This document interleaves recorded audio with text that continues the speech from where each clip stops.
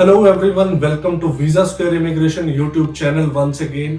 आज हम बात करने वाले हैं यूरोप की दो ऐसी कंट्रीज की जो बेस्ट कंट्रीज हैं अब्रॉड स्टडीज के लिए। इन दोनों कंट्रीज में स्टूडेंट काफी कंफ्यूज हो सकते हैं कि इन दोनों में से चूज क्या करना है। ये दो कंट्रीज हैं जर्मनी और फ्रांस। इनके पॉजिटिव पॉइंट देखने वाले हैं, वो वाले पॉइंट हमें कंसीडर करने चाहिए किसी भी कंट्री को चूज करने से पहले। ये पॉइंट्स क्या है, जैसे आपका ट्यूशन फीस कितना एक्सपेंसिव है, आपके लिविंग एक्सपेंस क्या आने वाले हैं, आपका एलिजिबिलिटी क्राइटेरिया क्या है, आपको कितने टाइम का पोस्ट स्टडी वर्क परमिट मिलने वाला है, कितने पैसे अर्न कर सकते हो और आपका मेन गोल क्या है जाने का। उसके बाद फिर आप इजीली डिसाइड कर सकते हो कि इन दोनों कंट्रीज में से आपके लिए बेस्ट ऑप्शन क्या है।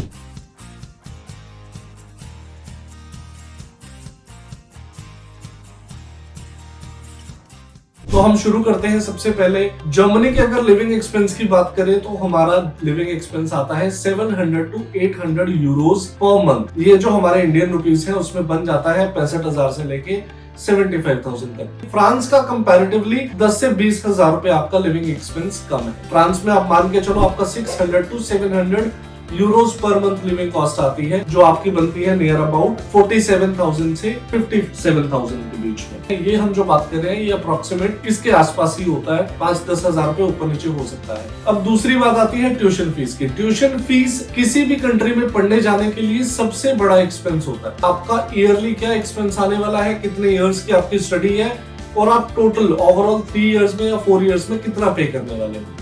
तो सबसे पहले बात करें हम जर्मनी की। जर्मनी के अंदर एक तो पब्लिक यूनिवर्सिटीज जो है वो तो टोटली फ्री ऑफ कॉस्ट होती है, उनकी कोई आपको फीस पे नहीं करनी होती। बट इसके लिए आपको जर्मन आना बहुत इंपॉर्टेंट है।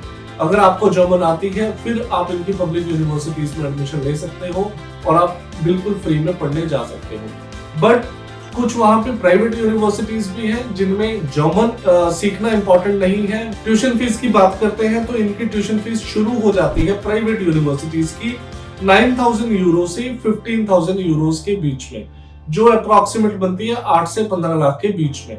ये 1 ईयर की ट्यूशन फीस की हम बात करने वाले हैं। दूसरा आ जाता है फ्रांस। अगर यहाँ की हम ट्यूशन फीस की बात करें तो ट्यूशन फीस लाई करती है 6,000 यूरो से लेके आपका 15,000 यूरो के बीच में।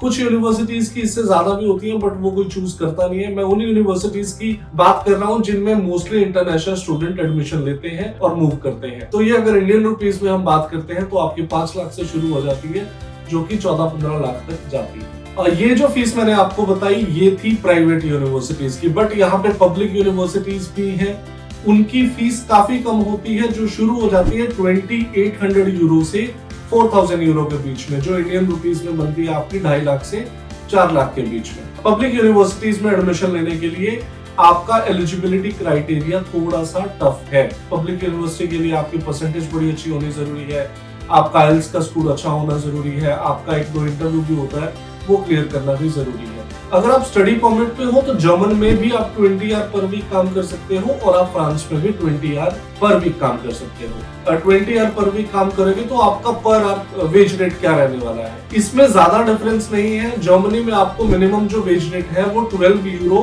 पर आवर आपको मिलेगा इजीली, बट फ्रांस में आपको 11 यूरो पर आवर मिलेगा, तो ज्यादा डिफरेंस नहीं है। आपको बहुत क्वालिटी एजुकेशन चाहिए तो आप जर्मनी चूज कर सकते हो। फ्रांस की कंपैरेटिवली एजुकेशन अच्छी है बट डिपेंड करता है अप्लाई कर रहे हो किस यूनिवर्सिटी में पढ़ने जा रहे हो। अब एलिजिबिलिटी क्राइटेरिया में 3-4 पॉइंट्स हमारे आ जाते हैं। सबसे पहले तो एकेडमिक स्कोर। आपकी लास्ट क्वालिफिकेशन में स्कोर आपका मोर देन 55% होना जरूरी है, चाहे हम जर्मनी की बात करें या फिर हम बात करें फ्रांस की। बट अगर पब्लिक यूनिवर्सिटीज में लेना है, जितनी अच्छी आपकी परसेंटेज होगी उतनी अच्छी यूनिवर्सिटी आप चूज कर सकते हो। दोनों कंट्रीज में आपको आइल्स पीटी की रिक्वायरमेंट रहती है। जर्मनी में आपको जर्मन अगर आती है तो आप पब्लिक यूनिवर्सिटी में भी अप्लाई कर सकते हो।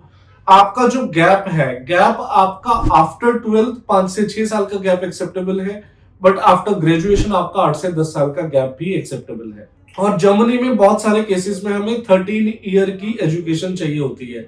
जैसे आपने 12th की, 12th के बाद आपने अगर किसी डिग्री में एडमिशन ली है, आपकी 1 ईयर की डिग्री कंप्लीट हो चुकी है, तो आपकी 13 ईयर की जो एजुकेशन है वो होना भी इंपॉर्टेंट है। बट कुछ प्राइवेट यूनिवर्सिटीज हैं जिनमें आप अगर आपने 12th भी की है तो भी आप अप्लाई कर सकते हो, बट आपके पास आइल्स पीटी होना जरूरी है और आपका 60% होना भी जरूरी है। इसके बाद बात करते हैं ब्लॉक्ड अकाउंट की। जर्मनी के केस में, जैसे आपको पता है कनाडा के केस में जीआईसी होती है, जो आप एक बार एक अमाउंट होती है जो आप पे कर देते हो, आपके अपने अकाउंट में वो रहती है, बट वहां जाके आपको मंथली बेसिस पे वो सारे पैसे 1 ईयर में मिलते रहते हैं। ऐसे ही ब्लॉक्ड अकाउंट होता है जर्मनी में, जो जाता है 11 लाख के आसपास। और फ्रांस में आपको ऐसे किसी ब्लॉक्ड अकाउंट की जरूरत नहीं है, यहाँ पे आपको 11 से 15 लाख अपने अकाउंट में शो करने हैं। शो करने में वो 3 मंथ ओल्ड हो, उनका सोर्स हो, कहां से आए हैं पैसे, ये सारे क्वेश्चंस भी एम्बेसी पूछ सकती है। अब लास्ट पॉइंट रह जाता है हमारा, वो ये है कि आपकी एजुकेशन कंप्लीट होने के बाद आपको स्टे बैक पीरियड कितना मिलेगा, जिसको हम पोस्ट स्टडी वर्क परमिट भी बोल देते हैं। जर्मनी में आपने चाहे बैचलर्स करी है या मास्टर्स करी है, आपका 18 मंथ्स का स्टे बैक पीरियड है।